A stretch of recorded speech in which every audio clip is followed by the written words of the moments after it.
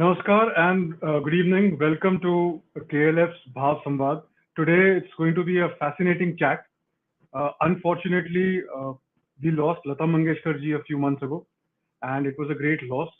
Uh, in the 75 years of India's independence, if there has been one factor which has been consistent in our lives, in our conscious memory, in our cultural memory, it has been Lata Didi. And Lata Didi's influence has been so deep, so intense across generations that to speak about her body of work or to even try and understand Lata Mangeshkar by making lists like top 10, top 50, top 100 would be an impossible task. And that is also the beauty of Lata Mangeshkar. That is also the genius of Lata Mangeshkar. So, welcome to this fascinating chat. Today, I have Deepak ji with me. Deepak ji has written a biography, which is a fan's tribute, and may I take the liberty of calling it the ultimate fan's tribute. It's called The Life and Music of Lata Mangeshkar. And what Deepak ji has done here is tried to bring Lata Mangeshkar's career, the length and breadth of it, in one volume. There have been books on Lata Mangeshkar prior to this, and I am sure that there will be more books on Lata Mangeshkar after this. But if you were to uh, try and understand Lata Mangeshkar's life and what has her contribution been from, and I use this term very, very carefully here, from a layperson's perspective. That's because not many of us would understand the intricacies or the nuances of music, be it film music or be it classical music. But what Lata Mangeshkar means to us is that when we think of a happy moment in our life, or when we think of a sad moment in our life, or we think of any moment in our life, second or third song that comes to our mind would probably be the Lata Mangeshkar song, if not the first. So Deepak ji, welcome and congratulations on this book. It's a wonderful, fluid read. Deepak ji has a very interesting background. We were chatting a little while ago, and he said that I am not a film person, I am not a film critic or a film historian, but I'm a fan, and that is the perspective that I bring to this book. And I think that is a wonderful way of putting it, because before being an author, before being a historian, before being anybody, you are essentially somebody who was moved by that event or by that person, and that is why you try and dwell deep and understand. Deepak ji's writing is is direct. It's a storyteller's dream, and I understood later why it's a storyteller's dream because of two of his books that I came across. One book is called The Unsung Heroes, and the other is Abhimanyu's Story. Both books are out there in the market. Please take a look at them. They retell the story of the great Mahabharata in a way which is very accessible. Deepak ji, the first thing that I would like to ask you about this book is that what made you think of writing something with Lata Mangeshkar ji? Is she your favorite singer, or is it something that is much bigger than that? Uh, Namaste to everybody. So at the outset, thanks to Team KLF, to Rashmi Ranjan ji, Sitanshu ji, and Ashutosh ji. So they have given me the opportunity of appearing for the third time on this program. So my sincere thanks to them, and a very special thanks to you, Gautam ji, because you are a eminent film historian and you are a very busy person. But yet you took the decision to read my book and you immediately agreed to moderate the show. And I'm really moved by your praise for my book. It means a lot to me. So first of all, thank you so much for that. Thank you. So answer your question, I think the second part of the question is where the answer lies.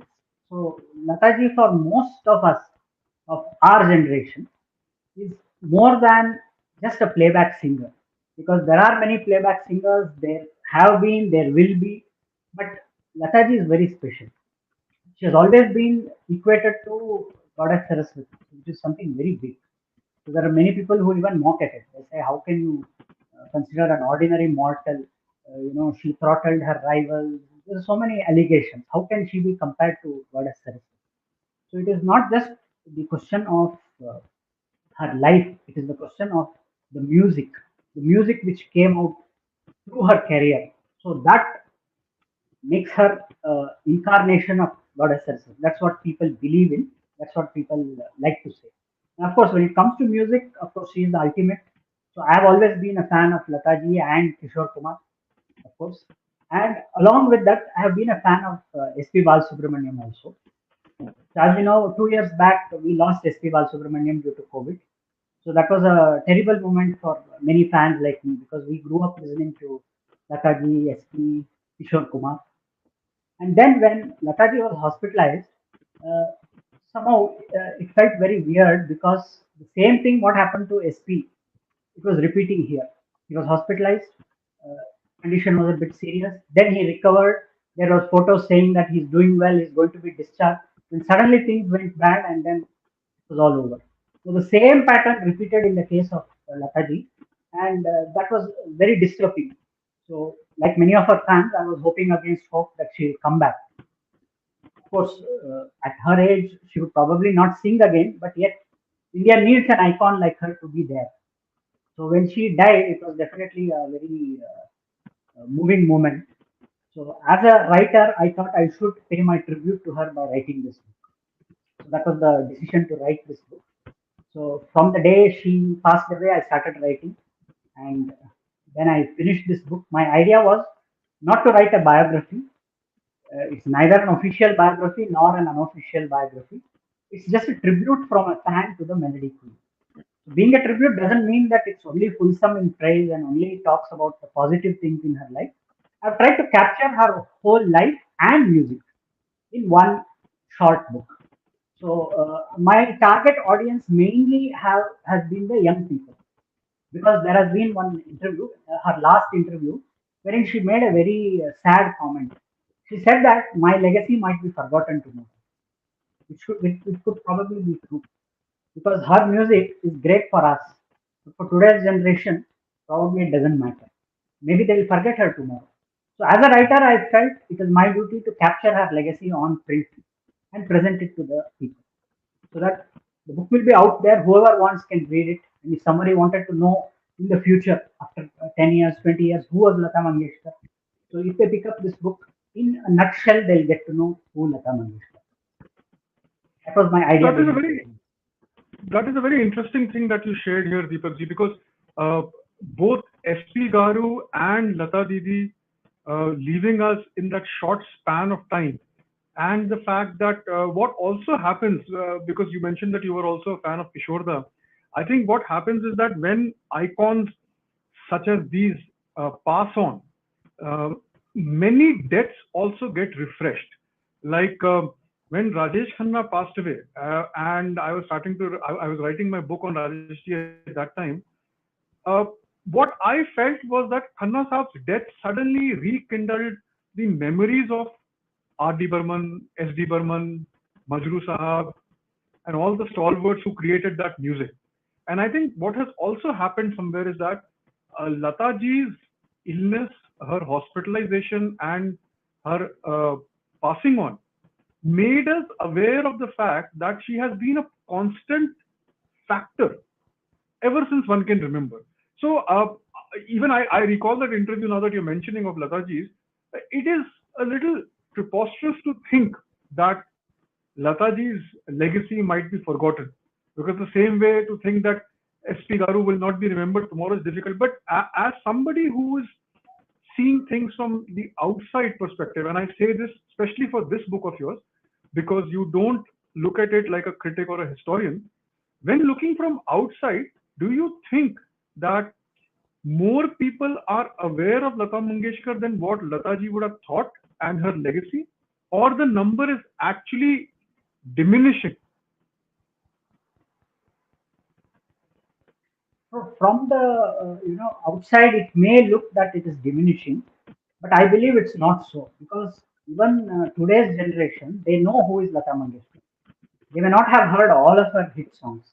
Probably if you ask youngsters of today's generation, they will remember her song for A.R. Rahman, uh, maybe a few other songs before that. They may not remember the songs of the 40s, 50s, and 60s. But everyone knows who was Lata Mangeshkar, and they know that she was a musical icon. But her story of her journey in life and music needs to be told because no one should ever forget it. Because she was truly a jewel of India, a Bharat Ratna. So I believe that Lataji being given the Bharat Ratna was one of the best decisions that this government took. So because once you were given the Bharat Ratna, then it was the ultimate recognition of her greatness. It proved that she was an icon of India, and she had that kind of a stature. So her legacy should not be forgotten. Yeah, music has changed, the tastes in music has changed, but her legacy will not be forgotten. And I believe that as an author, I should play a small role in trying to ensure that this doesn't happen. So I firmly believe that her legacy is still remembered today and will still be remembered, but there is a possibility that her music may be less remembered because of change in trends. But by talking about her, by writing books about her, we will be able to present her legacy to generations to come. So the book's name, ladies and gentlemen, for those of you who have just joined us, we are talking to Deepak Ji. Deepak Ji has written a book which is titled The Life and Music of Lata Mangeshkar, a fan's tribute to the Melody Queen. The book is available on leading websites. There is the ticker which is running down that takes you directly to the book. It's a very fascinating account of a great career. And I say this again and again because I would like to believe, or like Deepak ji was saying, that our generation would like to believe that, we know our icons, right? We know Lata ji, we know S.P. Balasubramaniam, we know Lakshmi Pyare. There is nothing that we don't know about them. So that is a thing which inundates our brains. But what is also interesting is that suddenly you hear one song and you realize, oh, I had not heard this for a very long time, and now I'm thinking of this song again. And from that song, you go to some other song. So, Deepak ji, I wanted to ask you, it is a comprehensive account. And was there any, as a writer, when you're approaching this kind of a subject, uh, did you take a conscious decision to follow the pattern? So, when you read the book, you will realize that it's very anecdotal, very information driven, but at the same time, it does not inundate you with the details and intricacies beyond the point. Deepak ji also looks at why Lata ji is brilliant, what makes her the ultimate melody queen, and उनके गले में सरस्वती बसती हैं, ये जो धारणा है, ये how correct it is and how right it is something that you get an idea from just going through the chapter. And what I did about while reading this book is that I wanted to race ahead. So what I would do is that I would read a chapter and then I would go back to the index to try and see that what about this period. I'm not saying that's the right way to read a book or that's the wrong way to read a book, but I kept going back to the flow because it's been structured so beautifully and it flows so seamlessly. So Deepak ji, when you were planning, attempting to, encapsulate such a vast body of work, excuse me, I don't think that there would be any other. And once again, I'm using the word entertainer here because Lata Mangeshkar is much more than that. But as a cultural icon, I don't think anybody comes that close, or even in the vicinity. I think we could probably be Asha Bhosle ji, who's in the same league, or SP sir would have been in the same league. But how do you attempt to bring something like that onto paper without leaving something? So I just wanted to get an idea of the kind of approach that you have as a writer. Like you said, it was obviously very challenging because ours is a journey which is very vast. It starts from the 1940s. Of course, she was born in 29, but her career starts from 1940s. But that doesn't mean that we start the book from 1940 because there are many important things that happened during her childhood. So that also had to be captured. And then starting from the 30s until the end, just 3 years before she passed away, she sang her last song. So it was not that she had gone into retirement. So there was a vast journey to cover. There were so many songs, there were so many incidents. So it was a very challenging task. So I had decided at the beginning that I want to go about it in a chronological order because going about it in any other order would be very confusing. And we'll have to keep jumping back and forth. Because my initial plan was that I thought I'll start by writing about Lata ji and certain music directors, then certain singers and so on. But then I realized that the whole thing is going to become messy. So I felt that a chronological order would be the best way to go about it. It would be a systematic way. And then, of course, there were many books out there for reference. So there was Nasreen Muni Kabirji's book, wherein she has personally interviewed Lataji for BBC, I think, and she has compiled it into a great book.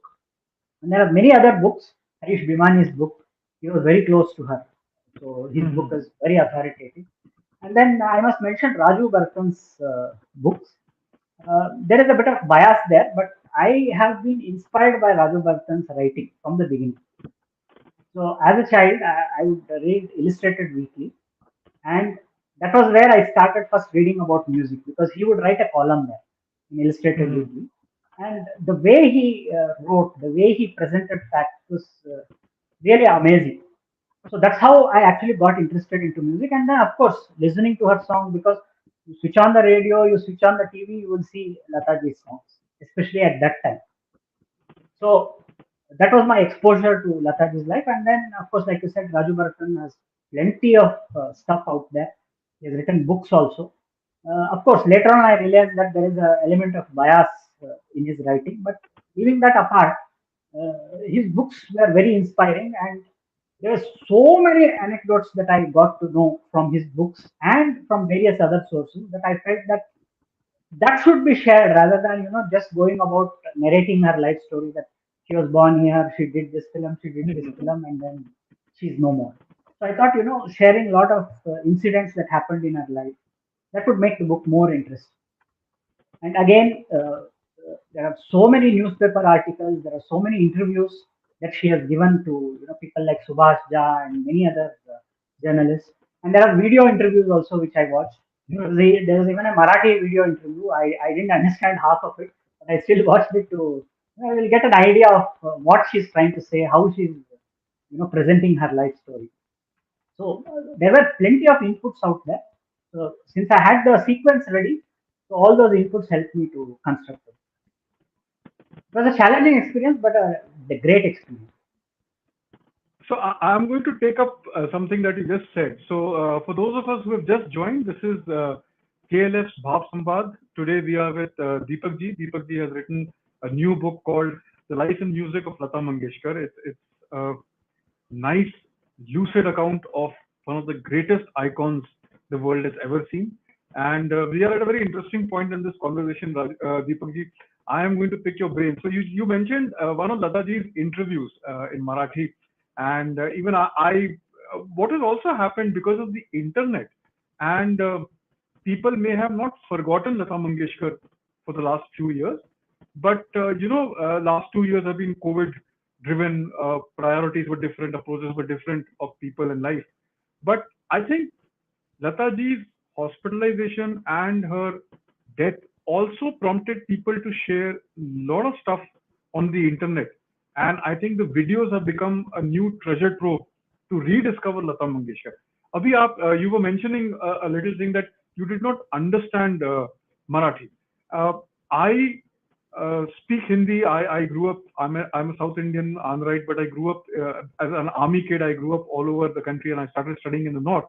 So I picked up Hindi, unlike say Telugu, which was spoken at home, or Tamil, because my mother also lived in Madras for a little while. You are from Bangalore, and Lataji's vast body of work includes many different languages. I mean, she has sung in multiple languages, but the main stay of her work is essentially primarily Hindi. Now, what is also interesting is that uh, Lata Mangeshkar's career happened at a time where classical music, or may I say, trained musicians or singers, had a great role to play.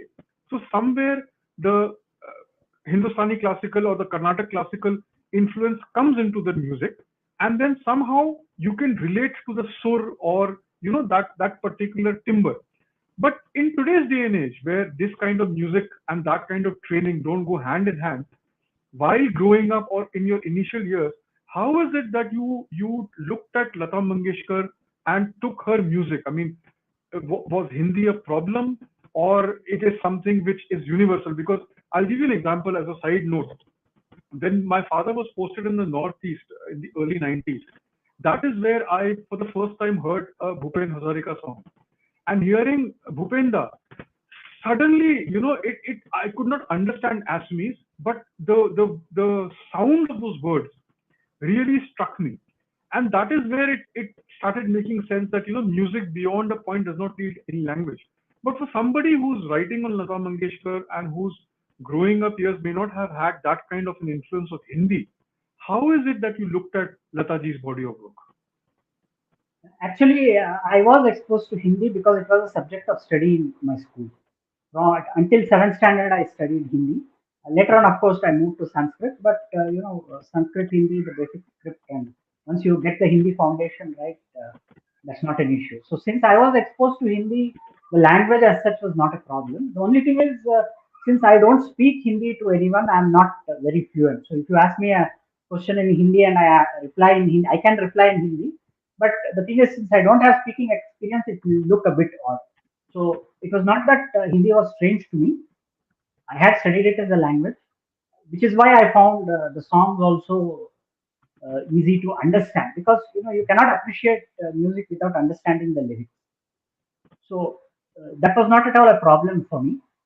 And I was exposed to music thanks to radio initially, and then later on, of course, Chitrahar on Wednesdays and Rangoli on Sundays. Yeah. And every time that would come, there would be minimum two or three Lata Mangeshkar songs.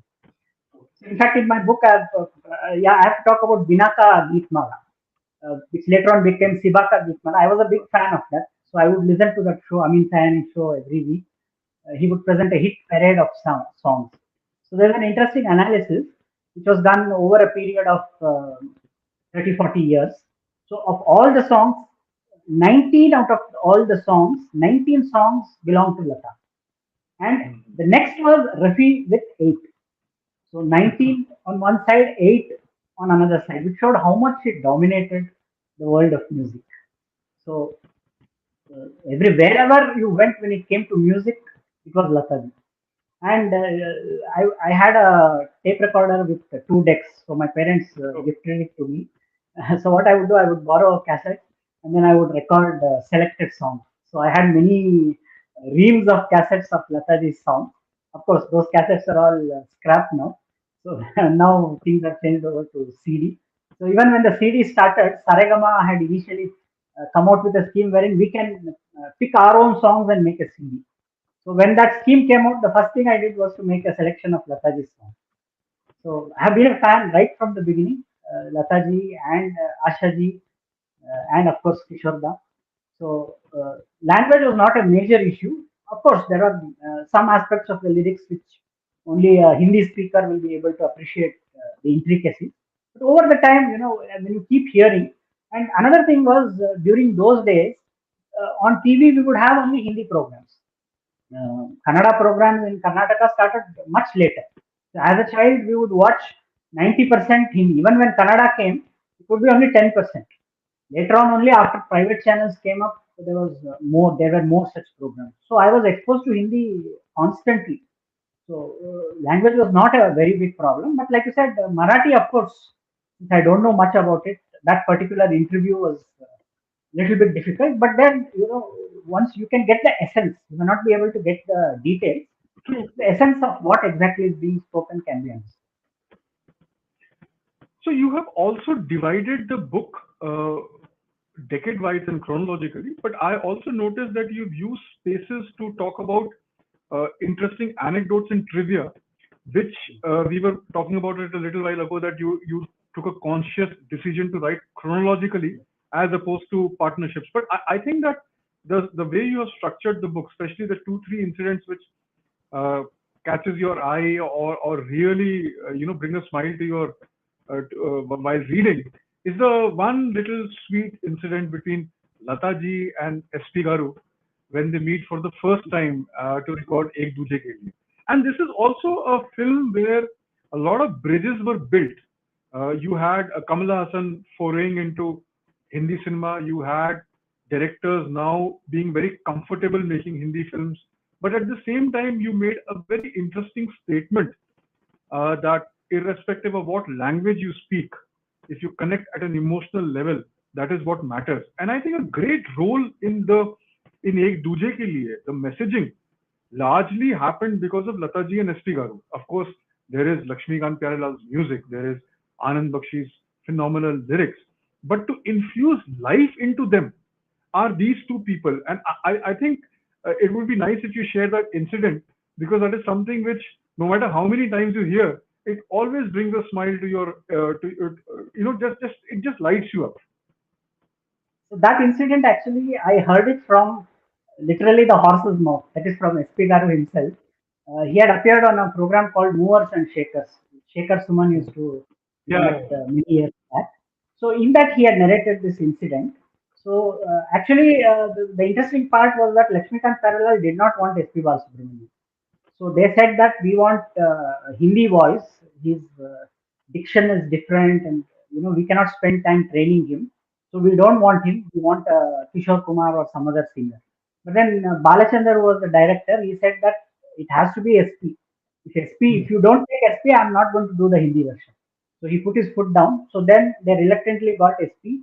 Later on, of course, they became a fan of SP and they used him for other films. The very first incident is very interesting and it's humorous also. So he was introduced to Lataji and then he was offered tea. And he was so nervous that when he held the cup in his hand, it started shaking. So accidentally he spilled the tea on her sari. So as we know, Lataji would always wear a pristine white sari. So the sari had a very ugly stain. So seeing that, he thought, that's it. That's the end of my Hindi movie career. I have spilled the tea on none other than the legend herself. So I have no hope. Maybe I should go back home. But then she smiled sweetly and she said that, "Ye acha shagun hai." It's a good sign that some yeah, tea has been spilled. And it really became true because at that time they did not sing many songs. But later on, SPB became the voice of Salman Khan. So Salman. during the 89 to mid 90s, he sang a lot of Hindi songs, and obviously he would have Lataji as the partner for duets. And Lataji took him also for concerts in various places. So their connection was quite strong. So many songs were there, and this incident was very interesting because what started off disastrously, it ended up into a great singing relationship. And very, coincidentally, both of them departed in the same way, just a few years apart. That's I think that is also something which tells us that life is so unpredictable, and the fact that we don't realize how lucky we were to experience legends such as Lataji and SP sir when they were around and while they were around. And like when you were just mentioning, I realized that even though SP Garu and Lataji might not have sung so many songs, the volume as compared to say a Lata Rafi or a Lata Kishore combo, but it's very interesting that suddenly when you realize they have almost a 17-18 year journey from the early 80s एक दूजे के लिए till say 94 95 when you have हम आपके हैं कौन and a few other films, they cover 15 16 years, and then you realize that look at the brilliance, that they sound as humble and as ready and willing to learn. What also gave me an insight with this incident was that both of them never really took what public thought of them to their hearts, because there are a lot of stories about Lataji being manipulative, for the want of a better term, or using her dominance to get certain things. And you address that in your book also. I mean, you have covered these aspects. It's an all-encompassing look. So for those of us who have just joined us, this is KLF Bhava Samvad. We are talking to Deepak ji. Deepak MR has written this new book called The Life and Music of Lata Mangeshkar. It's a very, very accessible book. It's a very fluid book. There is a link on your screens right now. From there, you can access the book and you can buy it. What I like about the book is that there are n number of Lata Mangeshkar books, and there will be far more Lata Mangeshkar books in the future, and why not?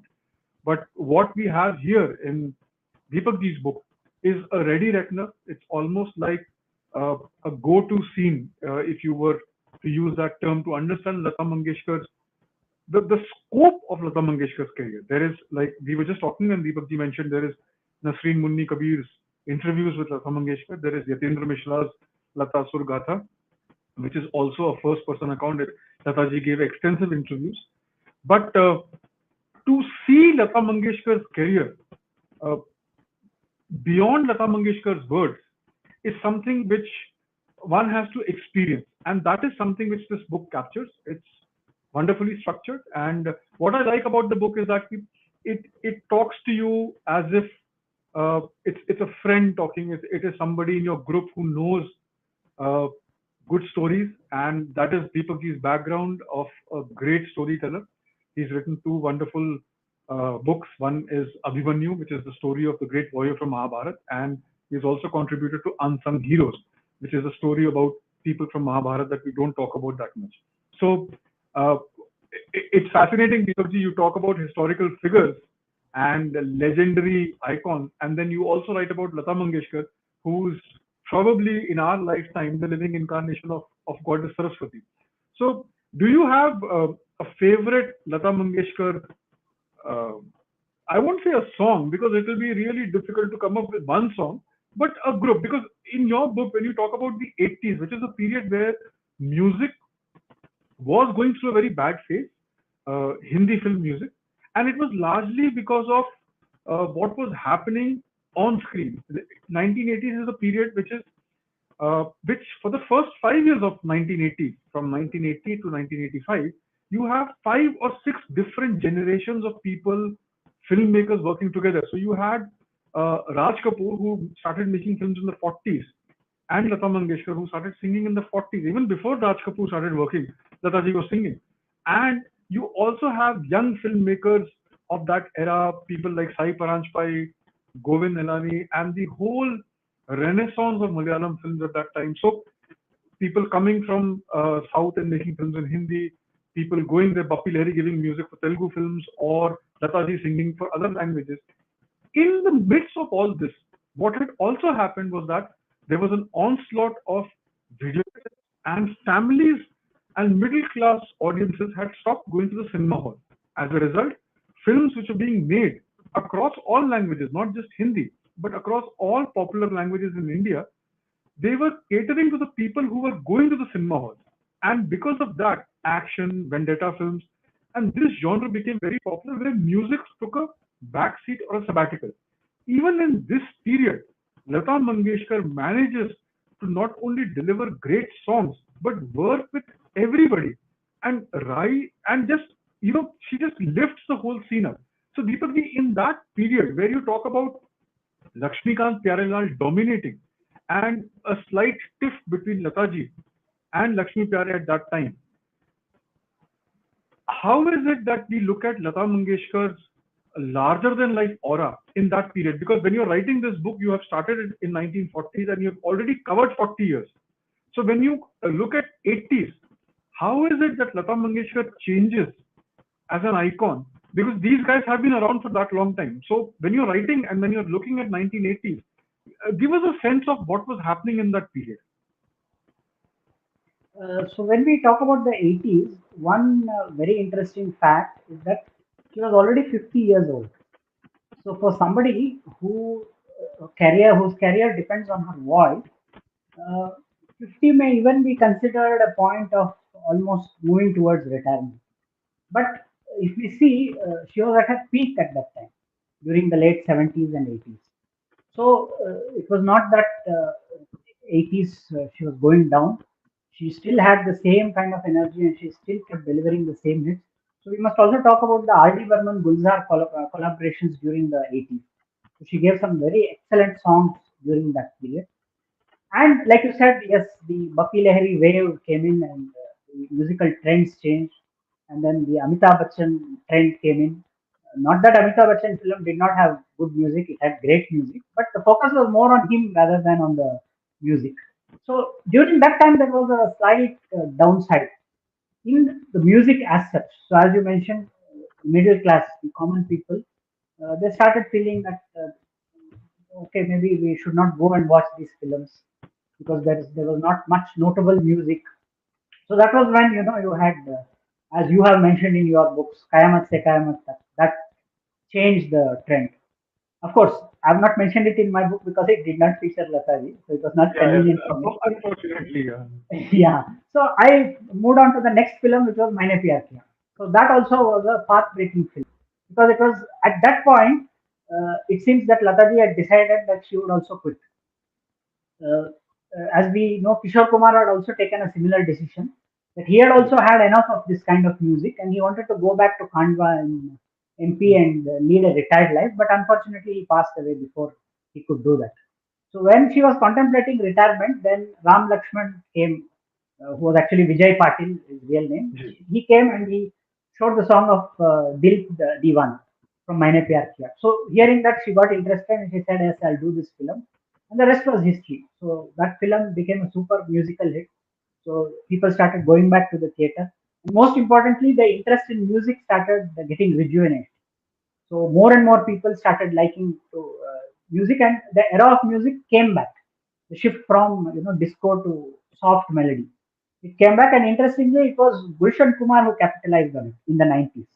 And Lataji did not have any role to play in his movies. That's of course a different story. But when things looked down, she was there. And even during the 80s, even though the situation was bad, there are many Subhash Ghai films in which she has sung for Lakshmikant Pyaralal's music. And she has delivered many hits. So like I said, there was a small tip uh, during the late 80s. And at that time, Subhash Ghai brought her back to Ram Lakan, and then she gave that beautiful song, Bada Dukh Dina Tere Lakan, Hmm. which done Madhuri Dixit. So that again showed that she could single-handedly change the musical trend. So she proved it during the 80s, even though things were down. And then even in the 90s, she continued that trend. Throughout the 90s, she continued to keep singing. And in the late 90s, when she was nearing her 70s, at that time she collaborated with A.R. Rahman for Dil Se, This, Jia Jale. So that also became a hit. Of course, there were those who said that musically it was not that good. She was in her 70s. You cannot expect a 70-year-old person to sing like a 17-year-old person. But the fact that she did, it was a musical super hit, that song. And whenever she went to concerts, she would sing that song. So it showed that she held her own even during the 80s and the period after. no, but I think you have a very interesting point there where you say that you cannot expect a 70-year-old person to be at the top of the game. But then Lataji constantly and consistently proved people wrong, because I remember there was this huge concert that Lata Mangeshkar did. I think it was in the late 90s or Yeah. 98, 97. I think it was definitely after Dilwale Dulhaniya Le Jayenge, so it has to be 97. And that Mumbai. concert, yeah, the one in Mumbai. And I think she also did one concert in Hyderabad, which was Yes, around that Hyderabad same and period, Mumbai. Yeah, and two. Mumbai, yeah, I think.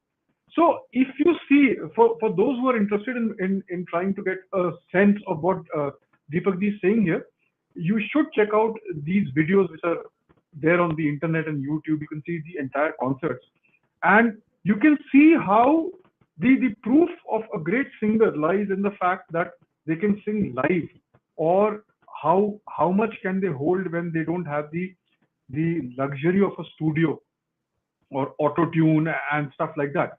So hearing an S.P. Balasubramaniam and a Lata Mangeshkar sing live on stage, or seeing an Udit Narayan and a Lataji sing songs, gives an idea that how good these singers were. But also, Deepakji, tell me something. When you're looking at Lata Mangeshkar's career, how do you explain it to somebody that consistency meant a totally different thing at that time? Because for somebody who sang her first song in the 40s, and what is also interesting that a lot of people don't know this, that it is because of Lata Mangeshkar that playback singers started getting credit on records. Because before that, they used to have the name of the actors, because they were performing on screen. That's why. And I think it was, if Deepak ji, I think it was Raj Kapoor's Aag or Barsat, Barsat. which Barsat. Barsat, where it started.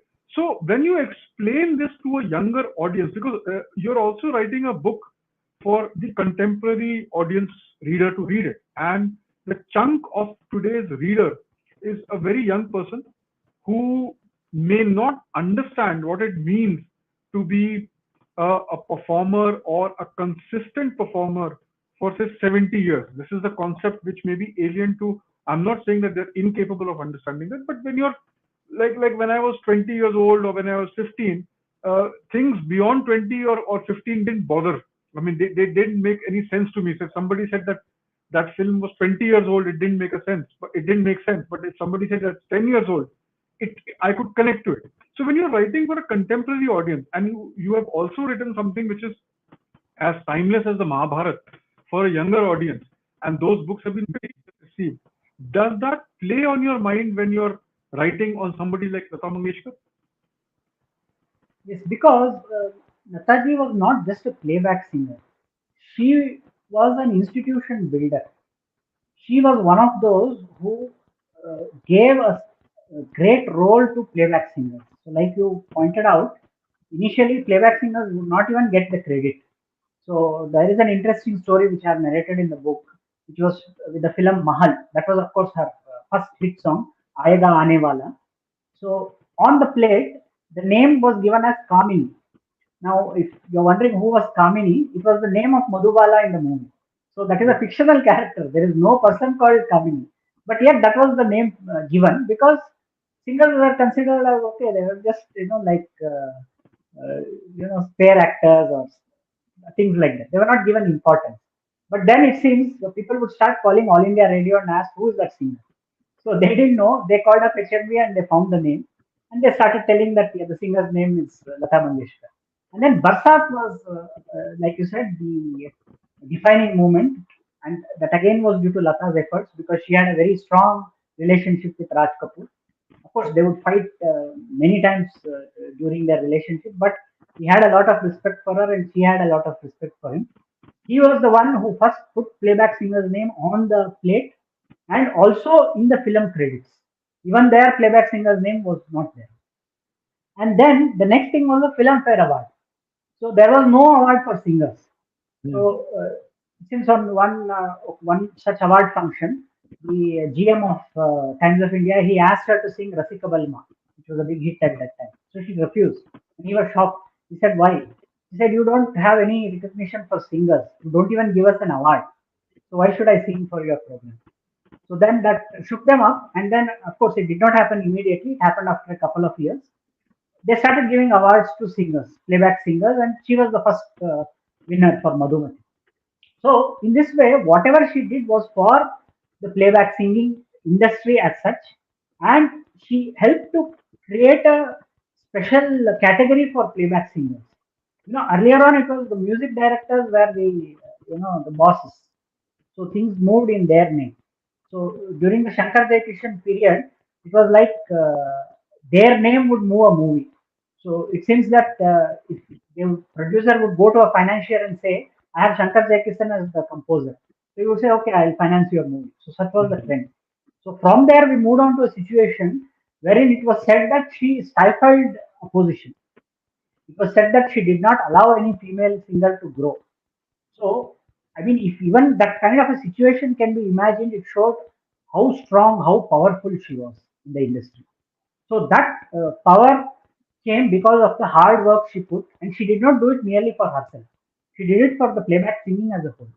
Then we know about the royalty issue. There was a big fight with Rafi. She stopped singing with him for 3 to 4 years. But again, she wasn't that I want royalty. She said, give royalty to singers. Because even now, we know songs by singers' name. Most people don't know who was the music director. And the lyricist, poor lyricist, is almost forgotten. Nobody knows who it is. Most people, the moment they hear a song, they say, yes, this is Lata song, Kishore song, Sunidhi Chauhan, Shreya Ghoshal, or Arjit Singh, or whatever. So the singer's prominence, and she stood up for singers at every stage. So over the from the 1940s till the 90s, the 50 years period, at every stage it was not that she was singing for herself or dominating. It was that she was building the institution of playback singing. And if today's singers have become so popular, so famous, they must owe thanks to Lataji. So I've tried to present that in the book so that today's generation readers will understand that yes, she was not just merely a singer; she was someone who contributed to the growth of the music industry, film music industry, which is why she got all those recognitions. If she was just merely a singer, she would not have become a Bharat Ratna, Dada Saheb Phalke Award winner, and achieved so much. So I believe that part is very important. Whatever she did not do it merely for herself. And her life was a struggle. So becoming Lata Mangeshkar was not so easy. There's a lot of struggle involved. So in an interview, she has said that she does not want to be born again as Lata Mangeshkar because only she knows the pain and the suffering which she has endured. So In that fact, part I wanted to present it across to readers. I think that you have really captured very well in the book because there is a parallel narrative running which blends into each other. So that you have uh, the history, the details, the numbers and the facts, and also your interpretation of that. But at the same time, you have taken very significant key historic moments. Like, for example, this whole thing that you just mentioned that uh, singers today owe everything that they have. And not just singers, I would say that her fight for royalties also allowed lyricists and others to get their due because ultimately it was the producer who would walk off. And in fact, even today, when a few years ago there was a rift in the industry where they were trying to come up with a new copyright act, and the way Javed Akhtar was almost ostracized by the producers themselves because the producers felt that because they invest the money, they have the right to because they take the risk, which is also what something that Rafi Saab believed in. Rafi Saab, the reason why Rafi Saab and Lataji had this falling out was Lataji felt that it is your contribution as a singer which is making the difference, and Rafi Saab felt that it is the risk which the producer takes, and for that risk they are giving you that remuneration or that payment. But uh, both were very different people, and both were emotional and spiritual at other levels. But this aspect of Lata Mangeshkar, that she is more than a singer, do you feel that it gets reiterated more with the passage of time, or is it something that has become so big and so larger than life that it actually does not register with people that what it means to be Lata Mangeshkar or what it would have meant to be Lataji at that time? Yeah, that is true because most people may look at her, okay, she was a singer along with other singers. But what she has done for the industry is definitely phenomenal. So today, playback singers have again reached, great stage wherein, every week if you switch on any channel, there are singing reality shows. So they are trying to create more singers. So during those times, there was nothing. And, there's a small incident that I would like to share, which Madan Mohan had presented. So at that time, there was a contest called Metro Murphy Talent Hunt. So they wanted to find new singers, and one of the product they got was Mahendra Kapoor. But in the female category, they could not find anyone. So Madan Mohan is on record of having said that he could not find any singer who could match up to Lataji. So there were talks that she stifled opposition, but there was no opposition. There was no one who could stand up to her. So that's why she is Lata Mangeshkar, because her singing was unique. And today's singers also, many of them have modeled themselves on her singing, on her voice. Not that they imitate her, they have their own distinctive voice, but the kind of approach she has to singing, that is there today. And today, once again, playback singers have become popular, whether it's Indian Idol or any other show. The winners of those shows have becoming stars. So playback singers have become popular, and the credit should go to Lataji because she was there all these years and she built the situation in such a way that today the platform is there for them to take off. She gave them a platform to take off. So this is something which should not be forgotten. That's what I think. But more than helping the singers, your book also talks about how she promoted music composers throughout Yes. their career. Yes. Because uh, if you look at practically R.D. Burman's filmography, if you take out Lataji from that, I'm not saying that Ashaji's contribution or Kishore Das' contribution or even Rafi Saab's contribution to R.D. Burman's filmography is less. But the most iconic R.D. Burman songs have Lata Mangeshkar. Similarly, Lakshmikant Pyarelal, and this you have really covered very extensively in your book, that how she really went out of her way to promote young talent or to promote something which is interesting. So, do you find this little a great dichotomy in this, that on the one hand you're saying that she's stifling competition, and on the other hand you're saying that she's actually helping people. In fact, there was somebody who remembered that how Lata Mangeshkar also used to give advice to young singers. Like she correct, because a lot of these young singers, um, people might not be aware, but back in those days, what happened is that some singers were so busy that you would record the song by anybody else because you needed the song to shoot the film, and later you would come back and dub. So one famous incident is, of course, the Madan Mohan incident of the great song, where it was being filmed on Sadhana, and in fact, Madan Mohan had sung that song, that the dummy version, because Lataji was not available. So Kavita Krishnamurthy, Anuradha Podwal, all these singers would essentially largely be singers who would be later dubbed. And it is only after a while that they began their career. Like Jolly Mukherjee was a background singer. Vijay Benedict, who became a cultural icon after Disco Dancer, had actually sung the song because Kishore Kumar was not available. And later, when Kishorji heard that song, he said, "No, this is fine, just carry on." So I wanted you to shed some light on this whole dichotomy.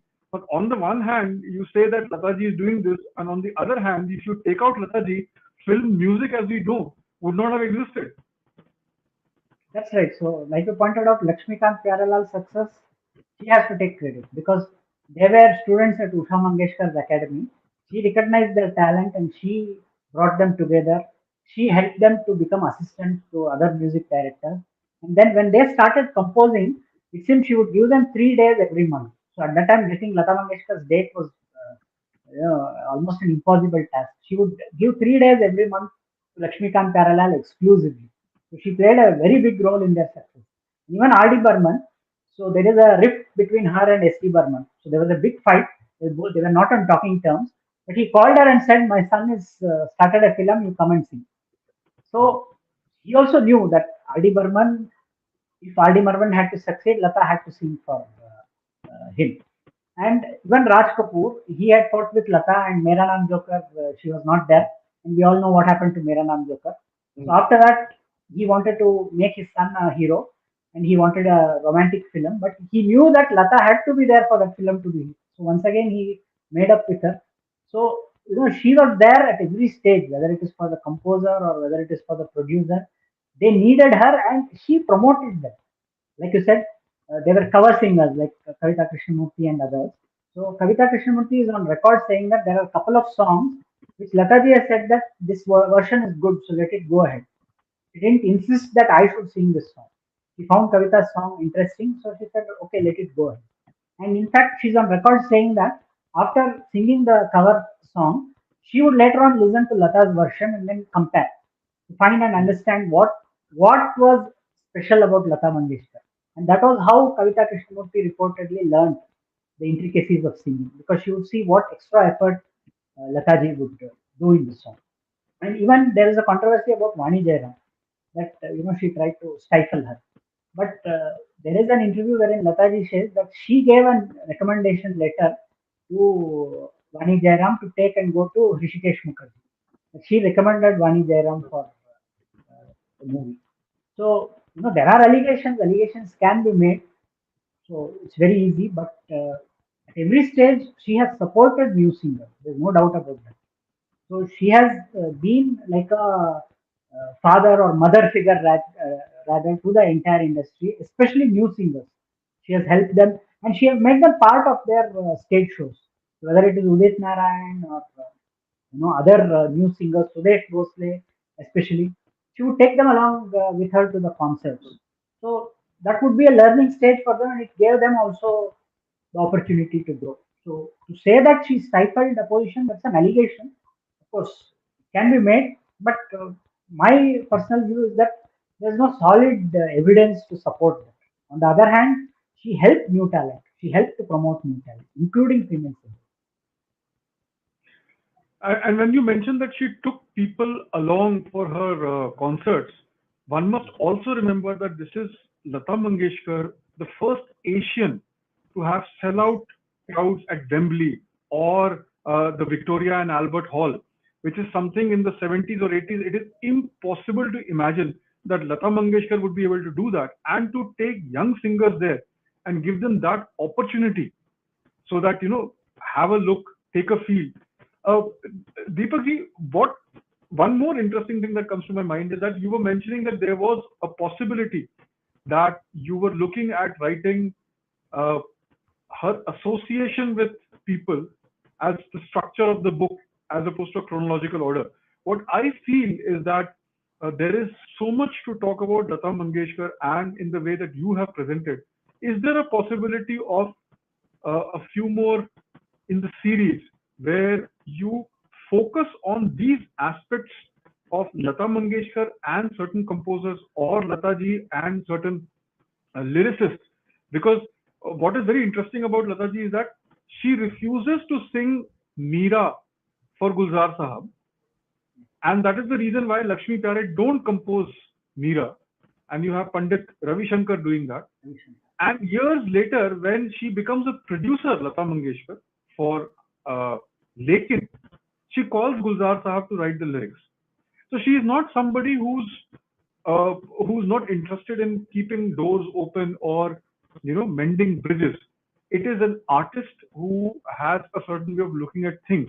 So I was wondering that is there a possibility that you would look at a few more books in your Lata Mangeshkar series, because the kind of input that one gets from reading your book. See, I keep coming back to this again and again, but this is because this is what strikes you about Deepak ji's book, that there are bookend books on Lata Mangeshkar out there, because Lata Mangeshkar has given interviews and these are first person accounts.